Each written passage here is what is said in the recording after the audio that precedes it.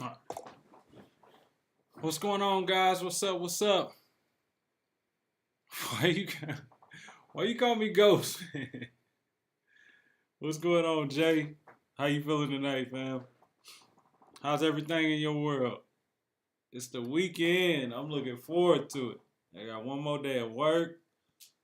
Get off after work tomorrow, and it's my anniversary, so my wedding anniversary. So I'm gonna be going out and partying with the wife. I'm excited. What y'all got going on for the weekend? What's good? What's good? I'm just checking on in, seeing how everybody doing. Going live, keeping the routine going. You know what I'm saying? It's Vlogmas, day 16. I can't believe that we 16 days into the year. I mean to December, the end of the year. Man, I promise you this is like the fastest year I ever experienced. I don't know what y'all think, but I'm like, bro, wasn't it just like February or something? I'm glad to hear that. Okay, okay, working, getting it in. Yeah, man. Any questions or comments? What y'all got going on? What's some of the hot topics, man, that's going on in the world? I'll be out the loop, so I don't ever know till somebody tell me something. I just finished working out with my sons, and then I came up here. I was gonna hop on just a little bit earlier, but I was like, man, let's go get in that garage, and we just did like some hit training, so almost like a circuit training type deal, where we did like, what was it, total 500 singles on the jump rope, 100. Well, I guess I did an extra set, so I did 550 singles on the jump rope, 110 push-ups, 110 what do you call it? Kettlebell swings. And then I did 110. So it would have been 100 on everything, but I did an extra set. 110 hammer curls, and then as well as, what's the last thing? 110 squats while you holding the weight. And so yeah, we was just getting it in. At what point did I feel? Let me pull it up on the screen. So, at what point did you feel as if you made it in the barber industry? Well, while I do see that that is a subjective thing, because I could have been like, man, I made it as soon as I became a barber. I knew I was on. But I guess um, for me, I felt like, man, I don't know. I'll say it's kind of a weird question for me because I love the whole ride, right? Like from the lowest point to where I'm at now, like I really did feel like, man, I made it. Like I'm an official barber, and so the whole way through, I didn't set many expectations on, like, okay, I didn't have certain goals that said, okay, by this point I'm gonna do this and do that, which means I'm accomplished. I didn't set it up like that, so I enjoyed every single aspect of it. But something that really took off for me is when my clientele started being consistent.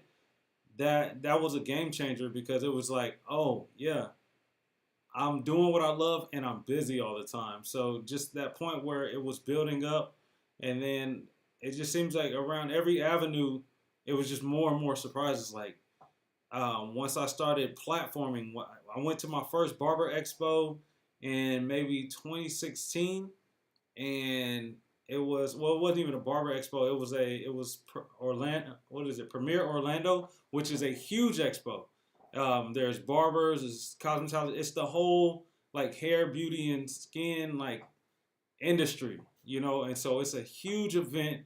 Like the barbering section is so small in comparison to everything else. And so I went and I'm looking at all these different companies, and I'm seeing guys platform, and they're up there like talking and cutting hair, and I'm like, I could do that. Like that would be so dope. How do they do this? And it's like, well, I don't know. And I end up meeting some friends, but that didn't really it didn't go anywhere. And I ended up meeting Bazio probably a year or two later, and he was going on that. That's when he had did that huge tour across the U.S. And I ended up meeting him doing one of his classes when they came to Dallas, and from there just started to spark a relationship because I threw myself into all the shows, and I made sure like I'm going to all the barber expos. Bazio and them held an expo, and in Tampa, and I went to that, and from there I started to make friends, and before I knew it, like a month or two later, a couple months later, I was being able to platform on stage on the Tune 45 stage, and I was like, bro, this is crazy. So like all the way through, it's just been a whole bunch of different things, and then before I knew it, it's like, okay, now I'm starting a YouTube channel, and it's growing, and all these different things. So I I'm always surprised, pleasantly surprised around every corner. Even when I went into my own studio, when I never saw myself as being in a studio. As you guys can tell, I like to talk. I love to help. So I'm the guy that, man, when new people would come to the shop, like the owner would set them right next to me because he knew I would help them.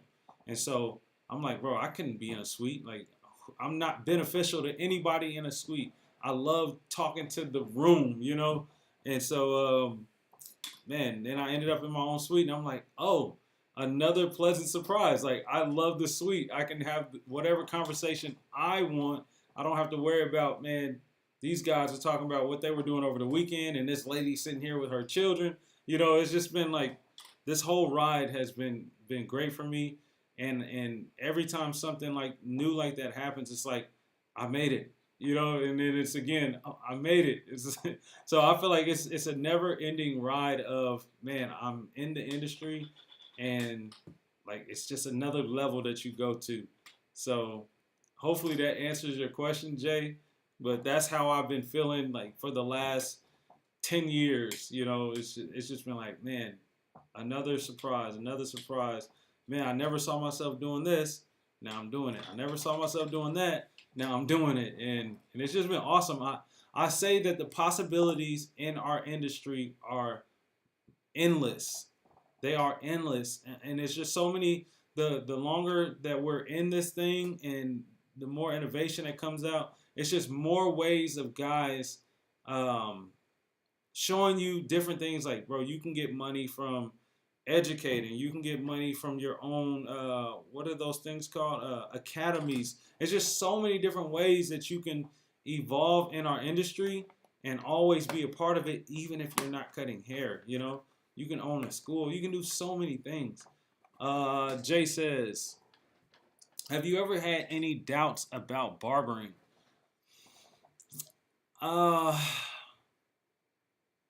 have I ever had any doubts about barbering? I can honestly say I don't think I have. There was never a moment where it was like, I don't think this is for me. There are some times where, uh, like you'll be cutting hair and loving your haircuts, and then there'll be like this random like day or 2 days or something like that where you're like, I didn't like none of these haircuts. Am I bad? Like, you know what I'm saying? Like, what is going on? Like, I'm not liking my haircuts right now. Like this last week, I'm the customers loved it, but I feel like I don't know. And I always look at those times of like, okay, maybe that's the time where I'm growing because I'm seeing something in my haircuts that I didn't necessarily see before, or maybe it's just something about my mindset. I don't know what that is. A lot of times during those times, what I would do is like, okay, let me get back to watching some more videos, watch some tutorials. Let me buy a new pair of clippers, and before I know it, it's like, oh yeah, I'm out of that funk, and I'm like, oh bro, those haircuts is icy. You know, it's just weird. Like I have those moments, and it might.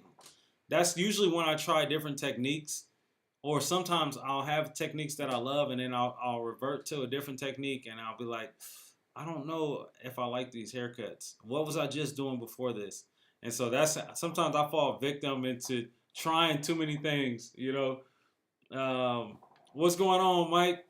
My guy finishing up over there at barber school. You probably just finished up for the day or something. Um, we had some questions asked, man, about The last one he asked, have I ever had any doubts about barbering? And even during the times where it was slow, I was always hopeful. Like when I was sharing my numbers with you guys the other night, I was super hopeful because I had a perspective of like, man, I'm not making much money compared to others, but compared to what I was just making at my old job, like I'm at that amount, and even if it's just a little bit less than that, like I was working at that job 3 years. I'm new in barbering, so I'm gonna make money. I'm doing what I love, so I always just had a positive outlook, even when it was slow.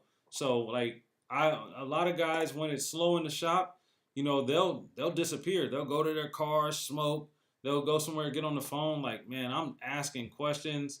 I'm getting to know the other barbers. I'm asking them what they're doing. I've always treated those moments like live action YouTube videos where I can interact. Like oh, I can ask them what they're doing. Like you may watch a tutorial and you're like, what was they doing right there? Well, that gave me an opportunity to be like, hey, what are you doing right now? Like, okay, why'd you use that guard in that area? And if you got some cool guys, like they don't mind sharing that information with you. What's going on, guys? What up, Dan? He said, what's up, Chris? Picked up my barber kit today. I'm ready. You start on the second. Let's go. Let's go. Yes, sir. Happy for you, bro. Jay, no problem, man. I'm just glad I can help you, bro. For real. Post cut clarity. What's good? Thank you. Thank you. I need to drop some more videos. Honestly, guys, if you really, really, really, really, really, really, really want to know something, I would prefer not to do haircut tutorials. I feel like there's a lot of people out there that are good that you can learn from. I would rather talk about like the mindset and help you guys get some understanding. Like one person commented on one of these lives just yesterday and was like, "Man, I appreciate you letting us know that some weeks you make more than others because other barbers just make it seem like the weeks are consistent." Like, and it's not like that. Sometimes you're gonna make a lot of money. Sometimes you're gonna make a little money. But when you looking at the guy cutting hair on Instagram, he just always seems booked because all you see is posts from him cutting hair, and that's not necessarily the truth always. So I'd love to do this right here, honestly, like just talk to you guys about what it is. So when you guys have those kind of questions, like, man, what do you do when this happens? How did you handle that? Like, that's where I thrive. But I just so happen to be good at doing tutorials, so I'll keep doing them. But I would prefer not to, honestly. Um, but thank you, post cut clarity. Like I'd rather talk to y'all. Like this is way doper. Like interaction. No, y'all don't never want to go live with me. I would invite y'all live if y'all wanted to, but I would rather talk to y'all like this. So Jay says, do you do it for the money or do you do it for the love of the craft, bro? I am in the league. I said this when I was in barber school, and everybody was like, "What? What is wrong with this guy?" I said, "Man, like I feel like I'm in the NBA, and we were in barber school, and so I'm like, those guys in the NBA, if they were not in the NBA, they would be playing basketball at some park, at some rec, at some church gym, in some city for free. And so if I wasn't getting paid to cut hair, I'd be cutting hair for free. That's how much I love cutting hair. That's how much I love interacting with people. And guess what? I know it's true because I was once doing it. I didn't always make money from cutting hair. When I was in high school cutting hair, nobody paid me.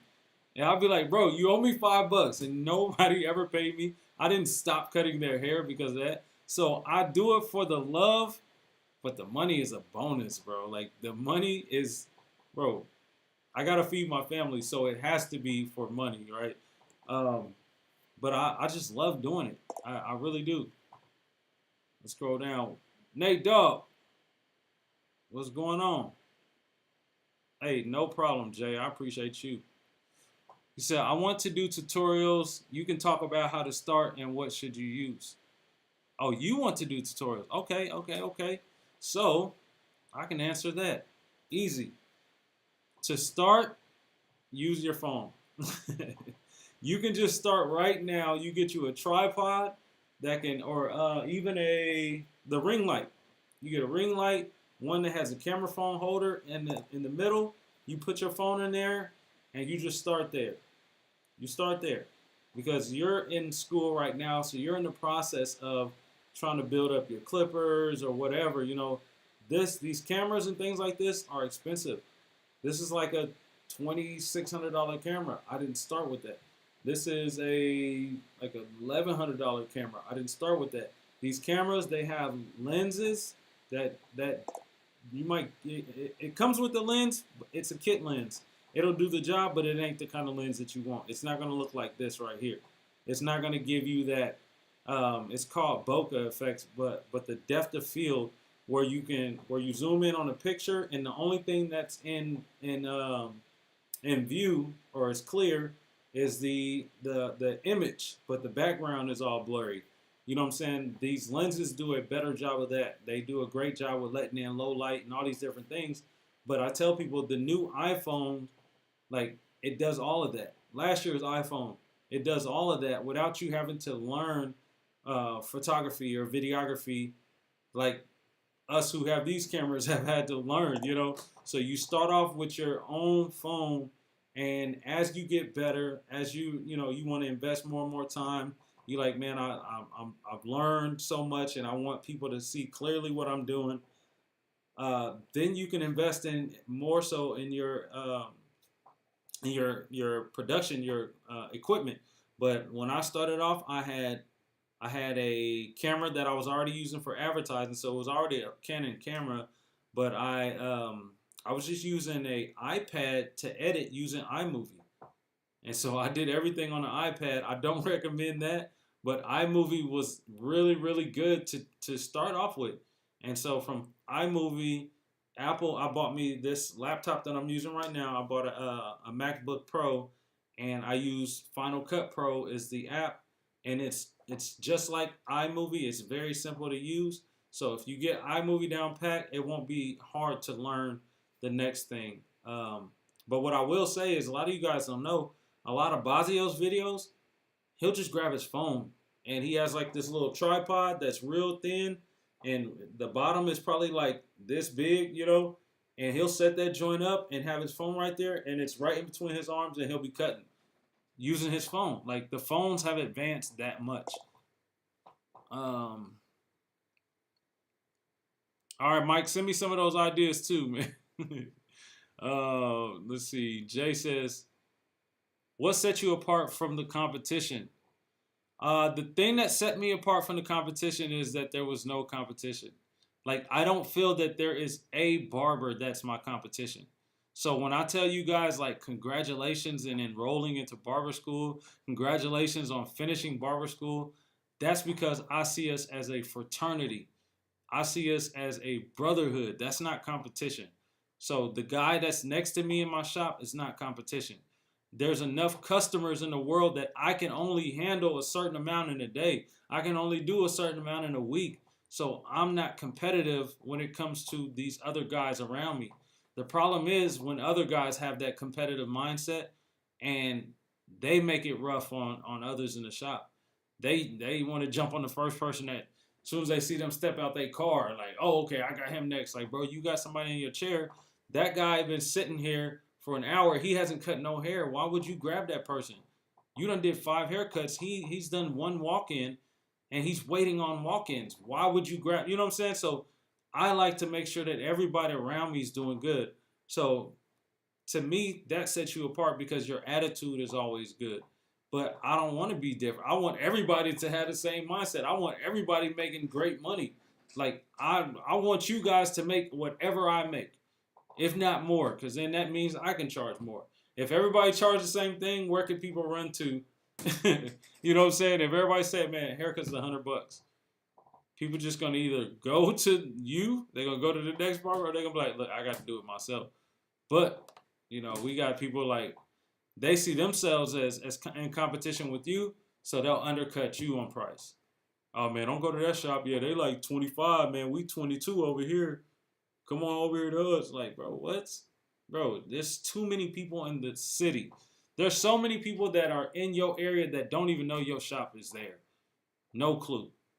You know what I'm saying? And so there's no reason to view it like that, man. It's a competition when I go to the barber competition and I'm trying to win a trophy against these guys.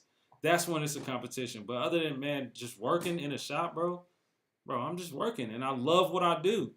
So to me, that's what sets me apart from a lot of other people. I love what I do, and it shows. People come to work, they be like, see me at work, they're like, okay, he takes it serious. Like he's always here, he's always working, he's always friendly, greeting people.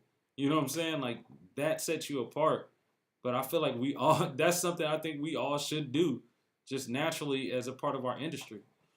What barber chair do you recommend? I want to get one for the New Year's. Um, man, what kind of chair is in my shop? I didn't even pay for my chair, bro. Honestly, and I don't recommend like those 3,000. You know what I'm saying? Like those really really expensive chairs. Like, bro, let me see. I'll show you exactly what I got. Let's see, because I'm sure they just ordered it offline. I think the one that I have, the suite, they bought it for me. I think it might have been like $800. Let's see, barber chair. And sometimes you can get them joints on sale.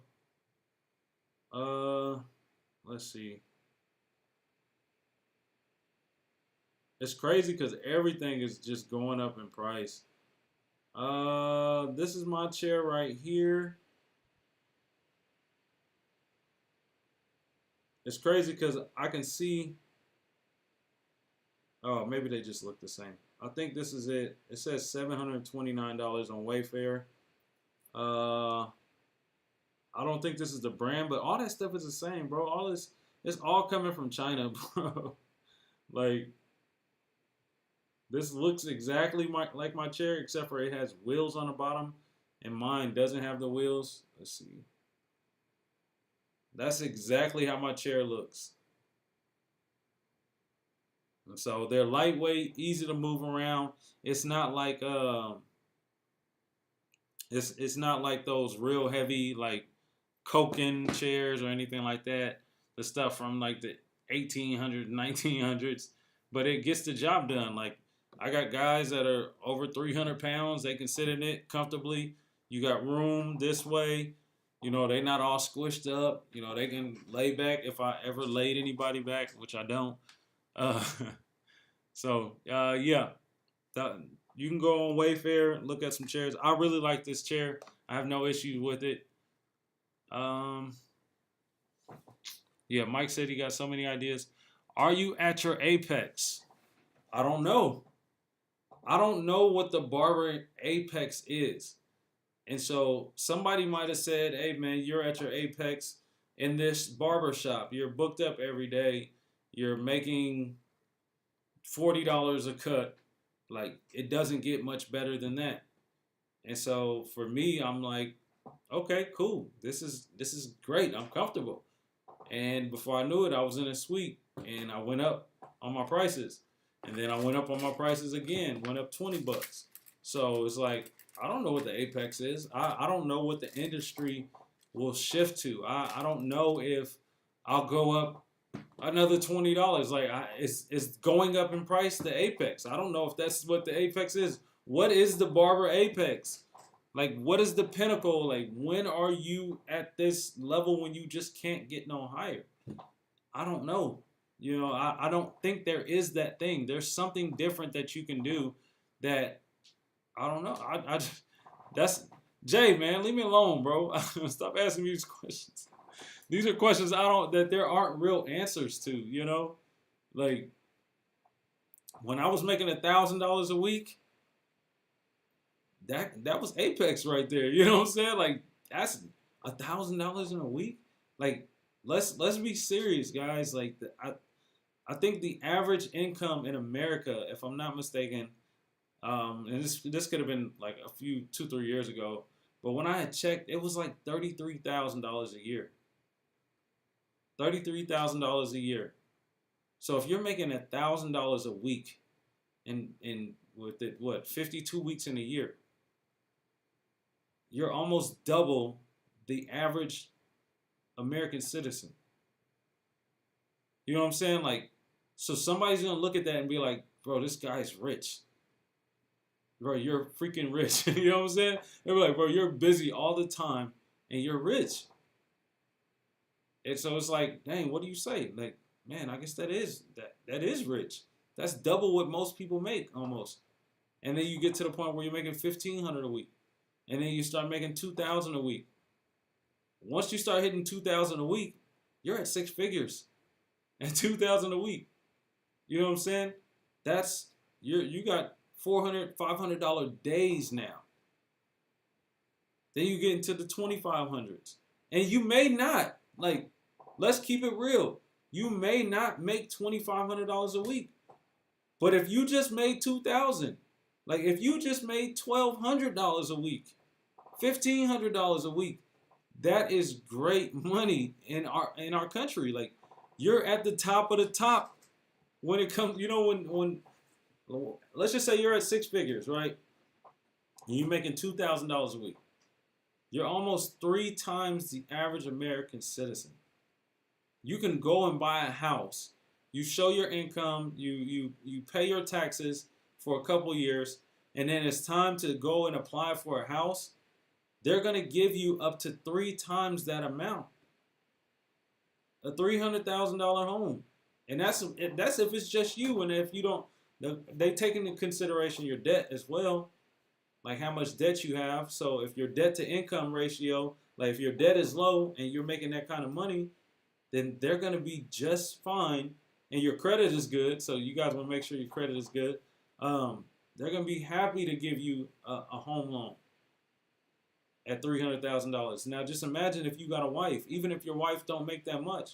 If your wife makes $50,000, now y'all got a household income of $150,000 a year. People will be like, bro, y'all are rich. You know what I'm saying? Like, Howard, what's going on? Welcome, Mr. Taylor. What's good? What's good? Yeah, like, but we gotta stop acting like less than 100,000 is not enough money, or it's not good money. Like if you're making 70K a year cutting hair, bro, you won. Let's just and you might be in California, like Mike, and you might be like, look, bro, that ain't enough. So let me take that into consideration as well. But we're talking about a craft that you have went to school to pick up and learn and get licensed in, that took you 6 months to a year, and you're making 70K, 75K, 80, 90, 100,000.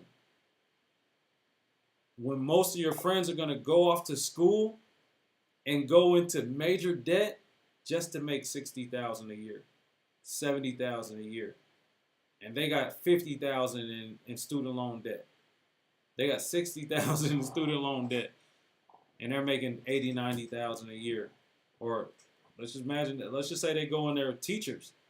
You know what I'm saying? That's a lot of school, and that's a lot of debt, and that's not a lot of pay.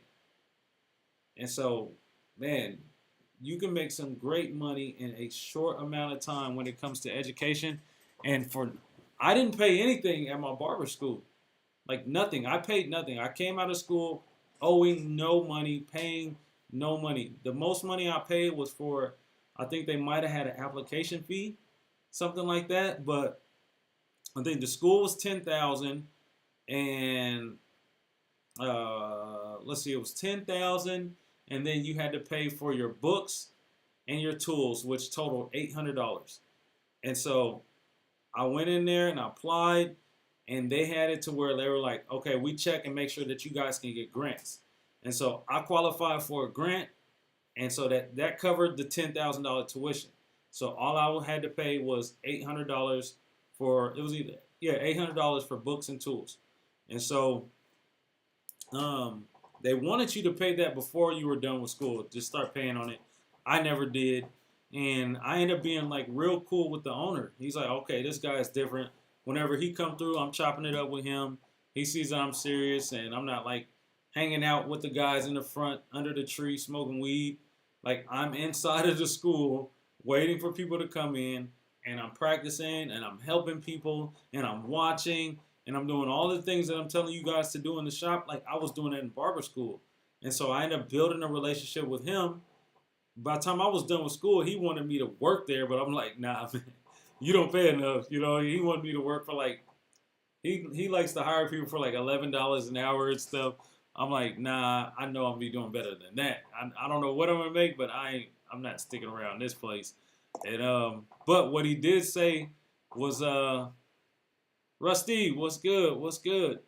What happened was like I just be in his office, just chopping it up, asking him about business, how he ended up with this school, like multiple schools, and just kind of built a relationship.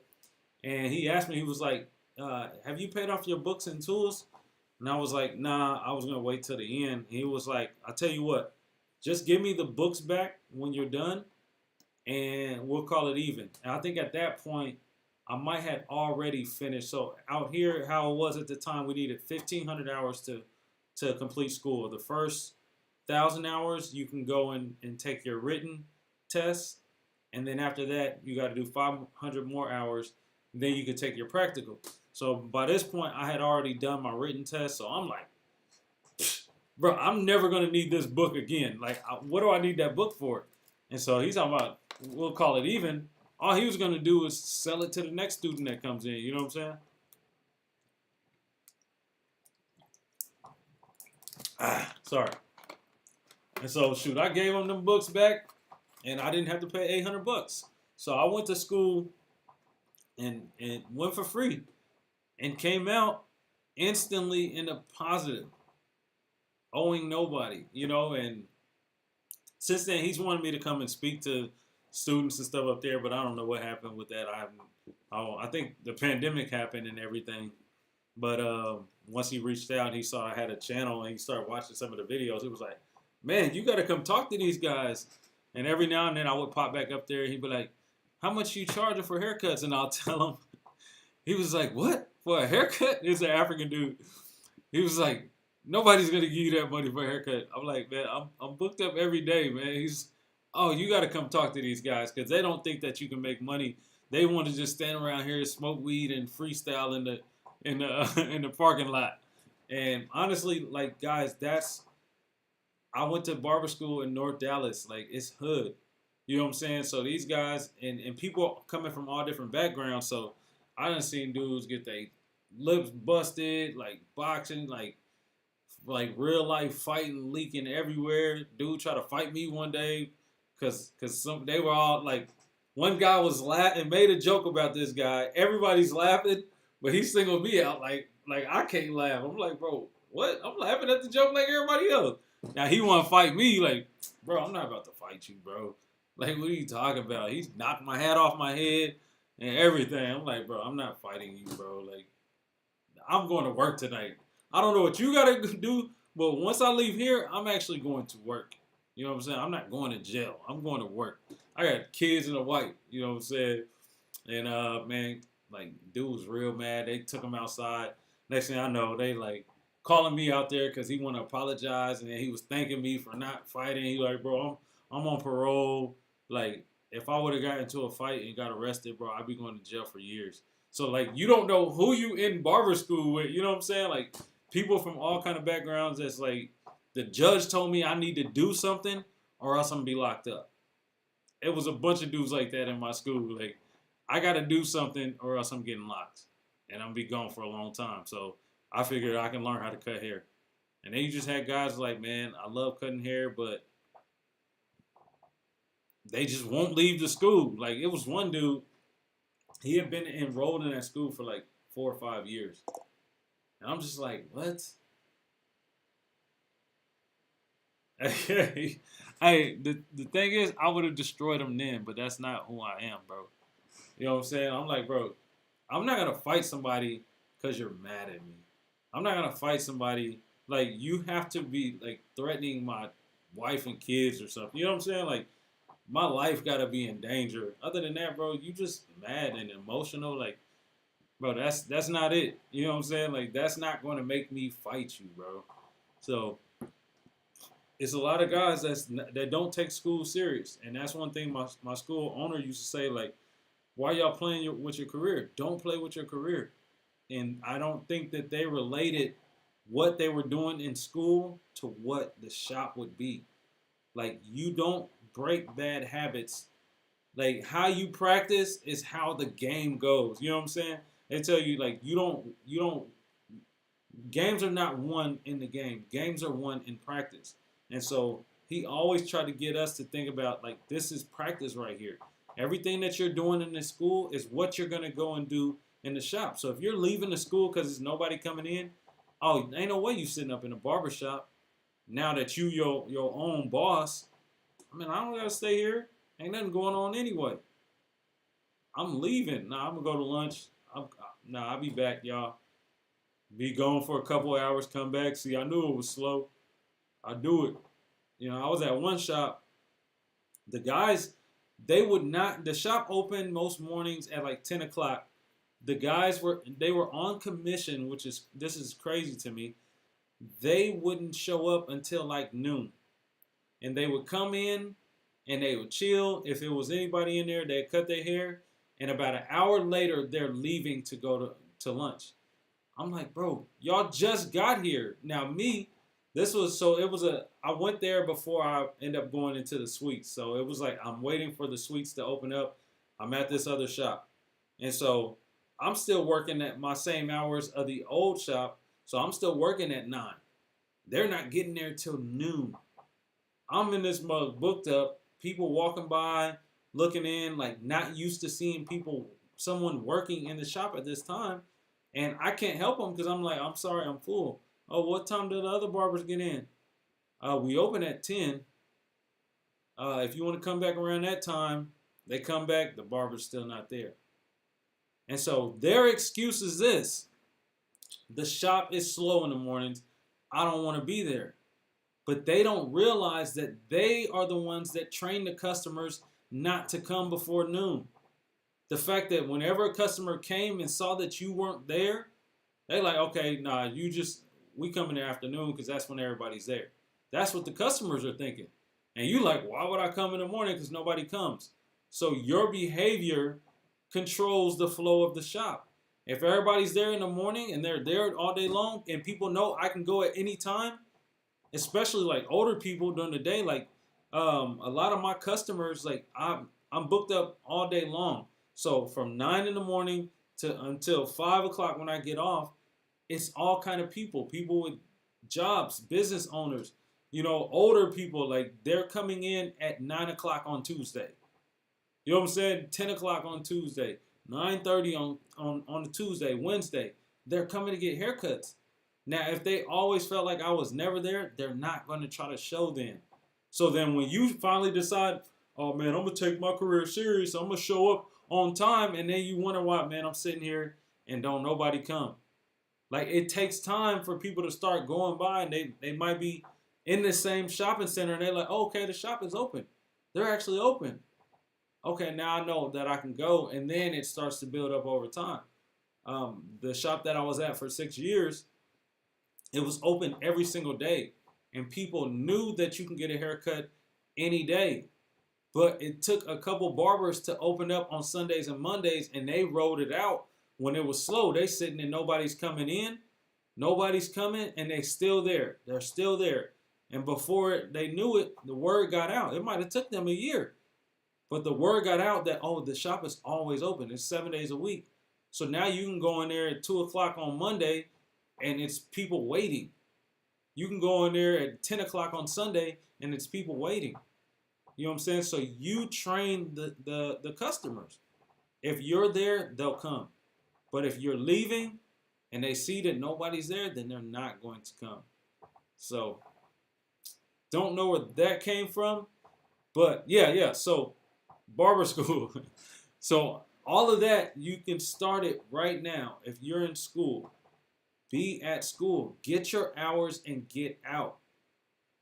Get your hours, get out. Mess up all the heads that you can mess up right now when people ain't paying big money for it. When people know that, oh man, I signed up for it. That's what I get for coming in here paying $5 for this cut. You know what I'm saying? Versus, oh man, I'm in a shop and I skated through barber school You know what I'm saying? I knew enough to pass my test and my practical, but man, I wasn't one of those guys that was like welcoming people into my chair. And so now that these guys, I'm in this shop and they're charging 25, and I see the guy that I just cut 2 weeks ago, he didn't want to give me no eye contact. Yeah, because you tore him out the frame because you didn't practice. Like, now's the time to get your practice before you enroll in school, when you enroll in school, because when you're at the house, it's only so much that you can do. But when you're in school, typically, depending on the area in the school, you get a lot of customers coming in, a lot, and that's just free time to mess up all you can mess up. You know what I'm saying? So, Howard, what you got on your mind, man? Any other questions or comments before I hop off? Because it's midnight, and y'all know what it is. We getting in that gym in the morning.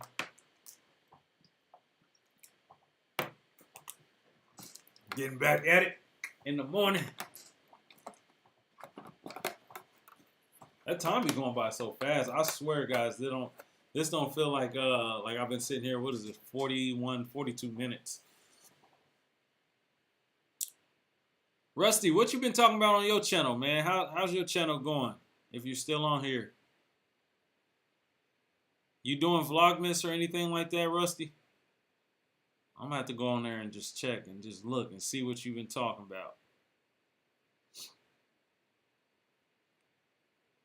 Well, guys, if it's nothing else to hold y'all, man, we can go ahead and wrap this thing up, and I will be back. Oh, tomorrow's my anniversary, guys. Ah, man. So I'm gonna hop on for a little bit, but I know me and the wife, we're going out tomorrow evening. So I'm gonna go get me some good sea bass is what I've heard that it's really good, and I've never tried it. What's up? This is my youngest right here, Caden. He won't give me none of his hair.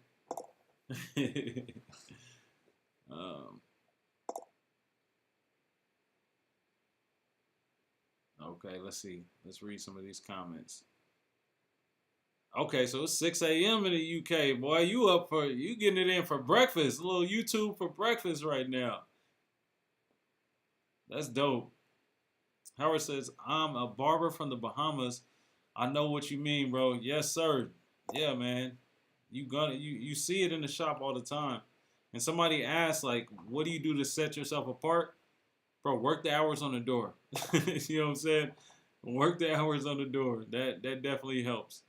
Good night, Chris. Have an amazing, happy. Oh, thank you. Thank you. I appreciate it, Nate. Good night, brother. That's nice. Yeah. They're nice, man. These some nice guys right here.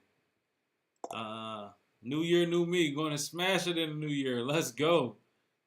Okay, you said you haven't been proactive. Hey, man. It's just like anything, man. It's that ride is up and it's down.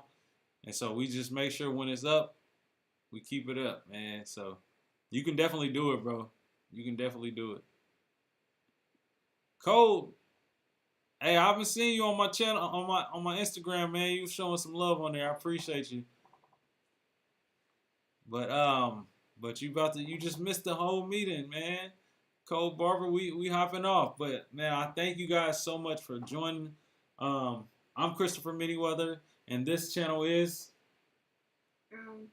You don't know the name of my channel? Oh, man. Stop Barbershop. I tell you, man, it be your own kind, man. Stop Barbershop. All right, well, let's try that again. Once again, I'm Christopher Manyweather, and this is Caden. And the channel is Dead Stop Barbershop. And we signing out, y'all. I said Dead Stop Barbershop. I know, you trash. Let me try it on my own, man.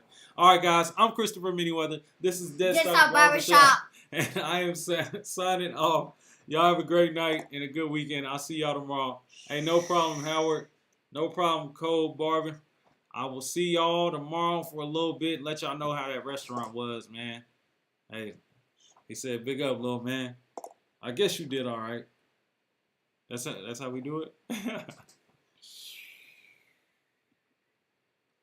Okay, dope. No, stop, boy. I'm reading. Dope. Hey, I'm looking forward to it, Rusty, man. Let me know when you drop them joints.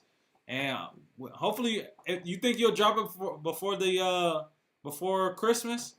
If you drop before Christmas, we'll do a review. Well, I'll react to one of the videos if you drop one before then. So just let me know.